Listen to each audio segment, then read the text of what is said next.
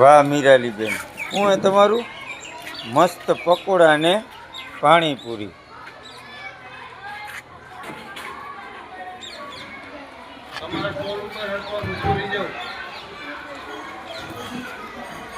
શું લઈ આવ્યા તમે?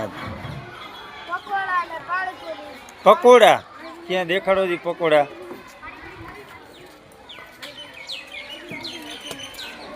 વાહ, પકોડા 10નું, પકોડા ને ચટણી. વાહ, અને પાણીપુરી. હા, ચણા, મસાલા સિંગ, સેવ, ડુંગળી, એ તીખું પાણી. વાહ, હાલો પછી આપણે જોઈએ કેટલાક રૂપિયાનો વેપાર થાય એ આપણે.